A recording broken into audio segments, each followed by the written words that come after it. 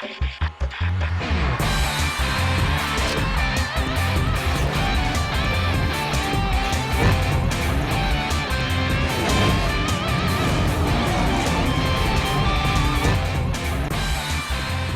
আমন্ত্রণ খেলাধুলা ইন্ডিপেন্ডেন্ট টেলিভিশনের নিয়মিত আয়োজন যত খেলায়, সাথে আছি সাইদ সাবি।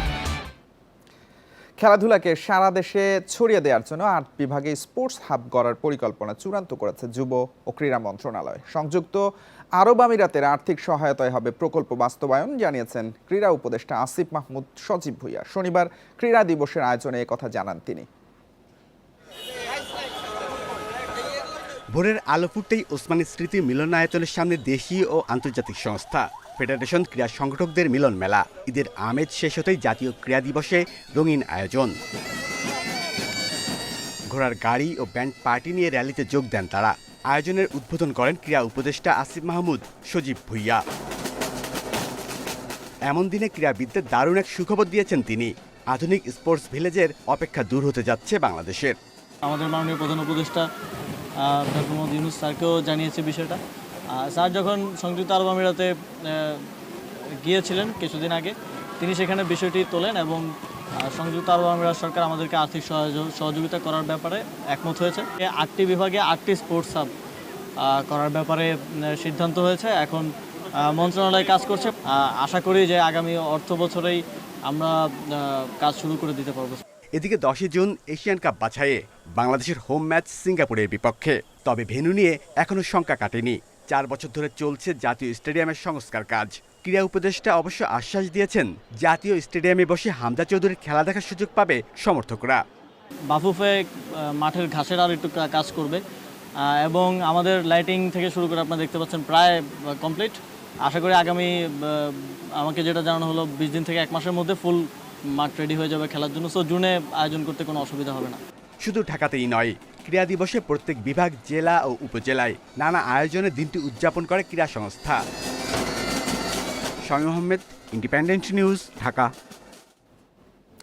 ঢাকা প্রিমিয়ার লিগ চলছে। কদিন বাদেই জিম্বাবুয়ে 2 টেস্টের সিরিজ খেলতে আসছে। এখনো দল ঘোষণা হয়নি। এসব নিয়ে আলোচনায় যুক্ত হচ্ছেন সহকর্মী মাজারুল ইসলাম।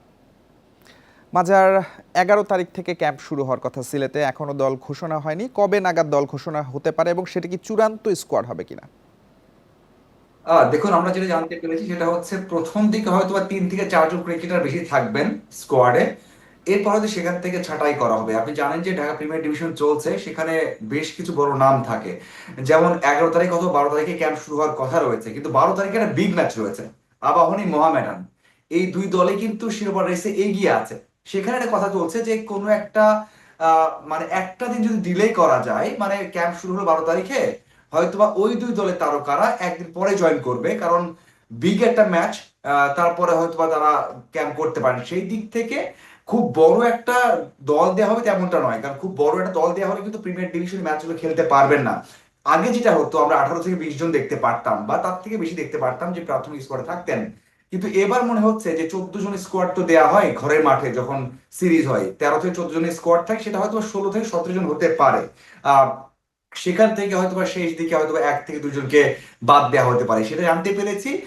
আর যদি ক্যাম্প কোনো কারণে 1 থেকে 2 দিন দেরি হয়ে যায়, হয়তো বা 14 বা 15 তারিখ থেকে শুরু করা হয়, তাহলে তো একবার মূল স্কোয়াডে দেওয়া হবে। তবে এখন পর্যন্ত ঠিক রয়েছে সেটা হচ্ছে হয়তো বা 14 জন না হয়ে স্কোয়াডটা 16 থেকে 17 জন হতে পারে, সেটা জানা যাচ্ছে। ওয়েস্ট ইন্ডিজ সফরে যে দল ছিল সেখান থেকে বেশ কিছু পরিবর্তন আসার কথা শোনা যাচ্ছে। বিশেষ করে লিজন কুমার দাস পিএসএল খেলতে যাচ্ছেন, নাহিদ রানাও প্রথম টেস্ট পরেই চলে যাবেন, নাইম শেখের কথা শোনা যাচ্ছে, মাহিদুল অঙ্কনের কথা শোনা যাচ্ছে। পেসার ইবাদতও কি ফিরতে পারেন কিনা? দেখুন, এটা খুব ইন্টারেস্টিং হবে এবারের স্কোয়াডটা। তবে আমার মনে হয় খুব বেশি চেঞ্জ দেখবেন না। আপনি দেখেন, অঙ্কন তো নেক্সট সিরিজে ছিল, মানে লাস্ট সিরিজে ছিল, আমরা হয়তো অঙ্কনের নাম ভুলে যাচ্ছি। তার ডেবিউ হয়েছে এবং সবশেষ ওয়েস্ট ইন্ডিজ সিরিজে দলের সাথে ছিলেন, কিন্তু ম্যাচ পাননি, কারণ সেখানে লিটন খেলবেন সেটা নিশ্চিত। তবে একাদশে আসবেন এটা অনেকটা নিশ্চিত হয়ে যাচ্ছে। এবং অঙ্কন গত কয়েক বছর ঘরোয়াতে খুবই ধারাবাহিক, এবং তাকে না নেওয়াটাই হয়তো বা এখন খুব বেশি কি বলে এটাকে, তার প্রতি ইনজাস্টিস করা হবে। সেই দিক থেকে অবশ্যই দলে থাকবেন। আর নাহিদ রানা প্রথম টেস্ট খেলছেন, প্রথম টেস্ট খেলবেন সেটা নিশ্চিত, কারণ তাকে এনওসি দেওয়া হয়েছে পরের টেস্ট থেকে, মানে সেকেন্ড টেস্ট হয়তো খেলবেন না, সেখানে ব্রেক থাকবে, সেই সময় তিনি পিএসএল খেলতে যাবেন। এছাড়া খুব বেশি চেঞ্জ কিন্তু আপনি দেখতে পারবেন না। ঋষাদ তো টেস্ট স্কোয়াডেও ছিলেন না বা নেই। এছাড়া বড় নামগুলো, শান্ত কথা বলুন, মুশফিকের কথা বলুন না কেন, হাসান মাহমুদ যারা খেলেছেন, পাকিস্তানের টেস্ট খেলেছেন, ওয়েস্ট ইন্ডিজে ছিলেন, তারাই থাকছেন। তাসকিনকে রেস্ট দেওয়া হবে কিনা সেটা একটা কথা হতে পারে, কারণ তাসকিন এবং হাসান মাহমুদ, যদি হাসান মাহমুদ ফার্স্ট টেস্ট খেলেন, তাসকিনকে নেওয়া হবে কিনা, সেখানে নতুন কাউকে নেওয়া হবে কিনা, এই বিষয়গুলো আছে। তবে খুব বেশি একটা আমরা যে বলতে চাই যে না খুব বেশি চেঞ্জ হবে, তেমনটা কিন্তু হবে না। ওই যে আপনি সেই স্কোরটা বের করেন ওয়েস্ট ইন্ডিজের, সেখান থেকে হয়তো 2টা নাও আপনি পাবেন না, তাছাড়া কিন্তু সবাই থাকছেন। মাঝার তো সেই ইবাদতের কথা বলছিলাম। ইবাদত মোহামেডান হয়ে আজকে বেশ ভালো পারফর্ম করেছেন, রেগুলার তিনি খেলছেন। তিনি কি টেস্ট দলে ফিরতে পারেন কিনা? হ্যাঁ, দেখুন খুবই ইন্টারেস্টিং একটা কোশ্চেন করেছেন। আমি আজকেই দেখা হয়েছে, যখন আমি মিরপুরে ছিলাম, কথা হচ্ছিল যে কি টেস্টে আপনি ব্যাক করলে সেরকম খেলতে পারবেন কিনা, মানে এটা মজার ছলে, অবশ্যই কোনো স্টেটমেন্ট নয়। সেখানে বলছিলেন যে হ্যাঁ, কেন আমি রেডি আছি।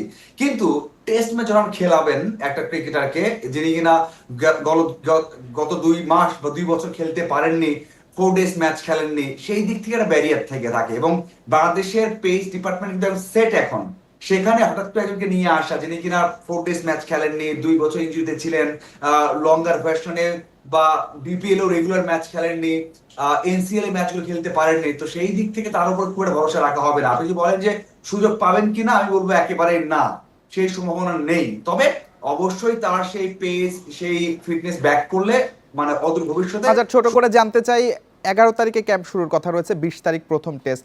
এই কয়েকদিনের মধ্যে লাল বলের সঙ্গে মানিয়ে নেওয়ার কথা বলা হচ্ছে। মেহেদী মিরাজ বলেছেন যে সময়ের কথা বলা হচ্ছে সেটা যথেষ্ট মানিয়ে নেওয়ার জন্য। আপনি কি একমত কিনা? দেখুন, মিরাজ কখনোই বলবেন না যে যথেষ্ট না, তবে অবশ্যই যথেষ্ট। বাংলাদেশ দল লং টাইম পর টেস্ট খেলছে, তারপরেও মানিয়ে নেওয়ার বিষয় থাকে। আমি দেখেছি বেশ কয়েকজন ক্রিকেটার কিন্তু এর মধ্যেই লাল বলে অনুশীলন করছেন খুব কম সময়ের জন্য, এর ফাঁকে ফাঁকে আমরা দেখেছি। তবে এমনটা নয় যে টেস্ট মাথায় রেখে, তবে লাল বলে অনেকে প্র্যাকটিস করছেন, যে 8 থেকে 9 দিন সময় পাবেন সেখানে করবেন, অবশ্যই যথেষ্ট নয়। তবে এখন যে যুগটা চলে এসেছে, আপনাকে মানিয়ে নিতে হবে। এবং জিম্বাবুয়ে যে দল, তার এগেইনস্টে খেলার জন্য আপনাকে যে 1 মাস ক্যাম্প করতে হবে বা 2-3টে প্রস্তুতি ম্যাচ খেলতে হবে, তেমন কিন্তু নয়। অবশ্যই হ্যাঁ, আমরা আশা করব যে খুব দ্রুতই লাল বলে মানিয়ে নেবে সব ক্রিকেটাররা। আপনি আমাদের সঙ্গে যুক্ত হয়েছিলেন, আপনাকে অসংখ্য ধন্যবাদ। উন্নত চিকিৎসার জন্য কাল রাতে সিঙ্গাপুরে যাচ্ছেন তামিম ইকবাল, সাথে যাবেন স্ত্রী। বিসিবি মেডিকেল টিম ইংল্যান্ডে যাওয়ার পরামর্শ দিয়েছিল, ভিসা জটিলতায় সেটা হচ্ছে না। শঙ্কা না থাকলেও চেক আপ আর ভবিষ্যৎ করণীয় জানতে তামিমের সিঙ্গাপুর যাওয়া। মাঠে ঘটে যাওয়া দুর্ঘটনার পেরিয়ে গেছে প্রায় 2 সপ্তাহ। চিকিৎসা নিয়ে বাড়ি ফিরে সুস্থতার পথে রয়েছেন তামিম। ঈদ করেছেন ঢাকাতেই। জাতীয় দলের সাবেক অধিনায়ক শঙ্কামুক্ত, তবে এখনও রয়ে গেছে দুর্বলতা। বেশি কাজ অথবা অনেক প্রিয়জনের সাথে এখনও দেখা করতে পারছেন না। উন্নত চেকআপের জন্য তামিম যাচ্ছেন সিঙ্গাপুরে। যদিও বিসিবির মেডিকেল টিম পরামর্শ দিয়েছিল ইংল্যান্ডে যাওয়ার, পরিবারের সদস্যদের ভিসা না থাকায় সিঙ্গাপুরকে বেছে নিতে হয়েছে। সেখানে তামিম বিখ্যাত ডাক্তার মাউরিস চুকে দেখাবেন। নিজ থেকে গেলেও বিসিবি সব সময় খোঁজ খবর রাখবে, প্রয়োজনে সব ধরনের সহযোগিতা করবে। গেল মাসে ঈদের ছুটির আগে শেষ ম্যাচে তামিম বুকে ব্যথা অনুভব করেন। হার্ট অ্যাটাক করার পর ঘটে নানা নাটকীয়তা। এরপর কেপিজে হাসপাতালে রিং পরানো ও 2 দিনের চিকিৎসা শেষে তামিমকে নেওয়া হয় ঢাকাতে। ঢাকাতে এভার কেয়ার হাসপাতালে 2 দিনের চেকআপ ও চিকিৎসা শেষে বাড়ি ফেরেন সাবেক ওপেনার। শঙ্কা অথবা উন্নত চিকিৎসার প্রয়োজন না হলেও চেক আপ করানোর জন্য দেশের বাইরে যাওয়ার পরামর্শ দিয়েছিলেন অনেকেই। Mazharul Islam, independent news.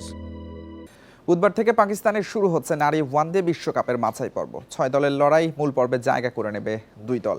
লাহোরে 6 অধিনায়কের ফটো সেশন হয়েছে ট্রফি উন্মোচন। রাউন্ড রবিন পদ্ধতির এই বাছাই পর্বে প্রতিটি দল একে অন্যের মুখোমুখি হবে, যে কারণে প্রতিটি ম্যাচই গুরুত্বপূর্ণ। বাছাই পর্বে উইন্ডিজ, পাকিস্তান আর বাংলাদেশের মধ্যে যে কোনো 2 দলের সম্ভাবনাই বেশি। বাংলাদেশের প্রথম ম্যাচ 10 এপ্রিল, প্রতিপক্ষ থাইল্যান্ড। এদিকে লাহোরে আজ ওয়ার্ম আপ ম্যাচে স্কটল্যান্ডকে 5 উইকেটে হারিয়েছে টাইগ্রেসরা। এই ছিল আজকের যত খেলা। ইন্ডিপেন্ডেন্ট টেলিভিশনের সব খবর বিস্তারিত জানতে চোখ রাখুন ফেসবুক, ইউটিউব এবং এক্সে। আমন্ত্রণ পরের আয়োজনে।